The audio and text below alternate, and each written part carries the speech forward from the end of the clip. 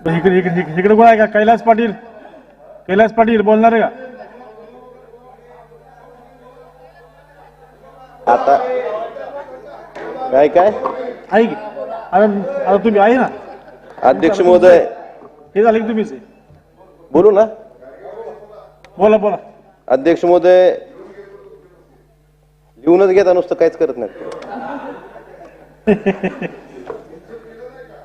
काय नुसतं लिहून घेता, त्याच्यावर अंमलबजावणी करत सभागृहात सांगू नका, सभागृहात सांगू नका. नाही. सांगा, मला काय अडचण नाही. सरकार म्हणून कर्तव्य करत जाऊ ना. अध्यक्ष महोदय, आज अर्थसंकल्पाच्या सर्वसाधारण चर्चेवर बोलण्यासाठी मी उभा आहे. अध्यक्ष महोदय, आमच्या धाराशिव जिल्ह्यासाठी कृष्णा माडवडा सिंचन प्रकल्प हा सगळ्यात महत्त्वाचा प्रकल्प आहे. हा दुष्काळ दूर करण्यासाठी गेल्या अनेक वर्षापासून ह्या प्रकल्पावर काम होतंय. अध्यक्ष महोदय, 2018 मध्ये ह्या प्रकल्पात प्राधान्यक्रम लावला गेला होता. महाविकास आघाडी सरकारच्या काळामध्ये माननीय उद्धवजी ठाकरे साहेबांच्या आणि माननीय जयंत पाटील साहेबांच्या माध्यमातून प्राधान्यक्रम उठवून त्या ठिकाणी 2022 मध्ये जवळपास 700 कोटी तरतूद केली होती. अध्यक्ष महोदय, एक वर्षभर हे नवीन सरकार आल्यानंतर ह्याची निविदा प्रक्रिया किंवा कार्यक्रम आदेश देण्यात एक वर्ष घालवलं. अध्यक्ष महोदय, यावर्षी हा प्रकल्प दुधाळवाडी तालुका कळंब आणि रामदारा तालुका तुळजापूर इथपर्यंतच्या जो प्राधान्यक्रमात समावेश झालेला आहे, इथपर्यंत जर कामं पूर्ण 2 वर्षात करायची असतील तर याला कमीत कमी 3000 कोटी रुपये तरतूद होणं आवश्यक होतं. परंतु अध्यक्ष महोदय, या ठिकाणी फक्त 500 कोटी तरतूद सरकारच्या माध्यमातून या प्रकल्पासाठी केलेली आहे. अध्यक्ष महोदय, अशाच पद्धतीने जर तरतूद होत राहिली तर हा प्रकल्प दुधाळवाडीपर्यंतचा प्रकल्प पूर्ण होण्याला जवळपास 6 वर्ष लागतील आणि त्याच्या पुढच्या टप्प्याला तर अजून जास्त वर्ष लागतील. त्यामुळे अध्यक्ष महोदय, माझी विनंती आहे की कमीत कमी 3000 कोटीच्या 2 वर्षात लागत असतील तर 1500 कोटी तर तरतूद या प्रकल्पासाठी ह्या आर्थिक वर्षात होणं गरजेचं आहे. ती तरतूद होणं करण्यासाठी शासनानं मदत करावी. अध्यक्ष महोदय, शासकीय वैद्यकीय महाविद्यालय महाविकास आघाडी सरकारच्या काळामध्ये मंजूर झालं धाराशिवला. त्यांनी 2 वर्ष ह्या सरकारनं जागा निश्चित करण्यासाठी लावले.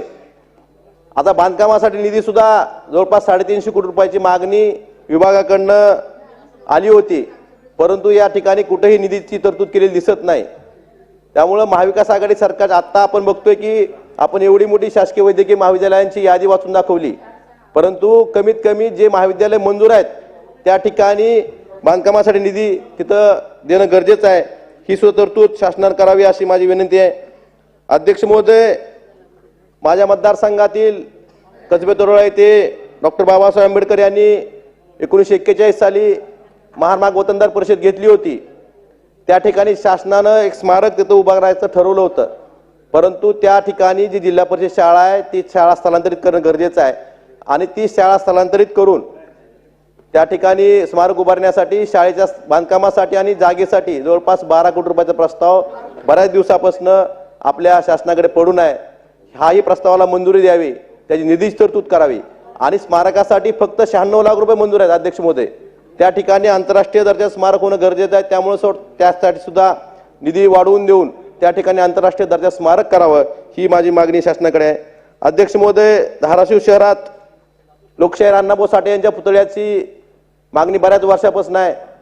त्यासाठी जिल्हाधिकाऱ्यामार्फत, समाज कल्याण आयुक्तामार्फत आपल्या शासनाकडे दुग्ध विकास विभागाची जागा मागणी देण्यासाठी 23 फेब्रुवारी 23ला हा प्रस्ताव शासनाकडे आलेला आहे. मी वारंवार संबंधित मंत्र्याकडे मागणी केली, बैठक लावा, निर्णय घ्या, परंतु ती बैठक लावली जात नाही. जवळपास 1 वर्ष होऊन गेल्यानंतर मागच्या 27 फेब्रुवारी 24ला बैठक लावली गेली, परंतु ती बैठक रद्द का झाली? जे आपण एका ठिकाणी गतिमान सरकारच्या जाहिराती करतो, परंतु महापुरुषाच्या बाबतीत निर्णय घेताना आपल्या गतिमानता कुठे जाते हेही सरकारनं सांगणं गरजेचं आहे. अध्यक्ष महोदय, माझ्या मतदारसंघातील चोराखळी हे पुण्यश्लोक अहिल्यादेवी होळकर यांचं आजोळ आहे. आपण या ठिकाणी सुद्धा त्रिशताब्दी वर्ष साजरं करतोय. त्यासाठी सुद्धा ते स्मारक त्या ठिकाणी होण्यासाठी, तिथले बारव असतील, कुंड असतील, त्याचं काम होण्यासाठी भरीव अशी तरतूद करण्यात यावी. अध्यक्ष महोदय, ऊर्जा विभागाच्या RDSS या स्कीम मधून सिस्टीम स्ट्रेंथनिंग आणि मॉडर्नायझेशन मधून जवळपास धाराशिव जिल्ह्यातील 42 नवीन सबस्टेशन असतील, नवीन ॲडिशनल पॉवर ट्रान्सफॉर्मर असतील, याचा प्रस्ताव बऱ्याच दिवसापासून ऊर्जा विभागाच्या हेड ऑफिसला पडून आहे. अध्यक्ष महोदय, ह्याला सुद्धा मंजुरी मिळणं गरजेचं आहे. अध्यक्ष महोदय, ह्या वर्षी पाऊस नसताना, दुष्काळ असताना सुद्धा शेतकऱ्यांना जेवढं पाणी आहे तेवढे शेतकरी शेतात देऊ शकले नाहीत. त्यामुळं ही सुद्धा कामं जर झाली या वर्षी, तर पुढच्या वर्षी पाऊस पडला तर कमीत कमी शेतकऱ्यांना त्यांच्या जे पाणी आहे ते त्यांच्या शेतात पिकाला देऊ शकतील. अध्यक्ष महोदय, आपण बघतोय की यशवंतराव चव्हाण, आता ह्या वर्षी बऱ्याच समाजाला, वेगवेगळ्या समाजाला घरकुल योजनेच्या घोषणा झाल्या, परंतु यशवंतराव चव्हाण घरकुल योजना ही बऱ्याच वर्षापासून आहे. 3-3, 4-4 वर्ष झालं अध्यक्ष महोदय, घरकुल जी मंजूर आहे त्याला निधी उपलब्ध करून दिला जात नाही. त्यामुळे माझं अध्यक्ष महोदय एवढंच म्हणणं आहे की शासनानं पोकळ घोषणा करण्यापेक्षा जे आपण मंजूर केलेली कामं आहेत त्याला निधी द्यावा आणि मगच पुढच्या घोषणा कराव्यात. फक्त हा चुनावी जुमला असू नये एवढंच मला म्हणायचं आहे अध्यक्ष महोदय. आणि आपण मला बोलण्याची संधी दिली याबद्दल मी आपले आभार मानतो. धन्यवाद. सन्माननीय सदस्य श्री अतुल वात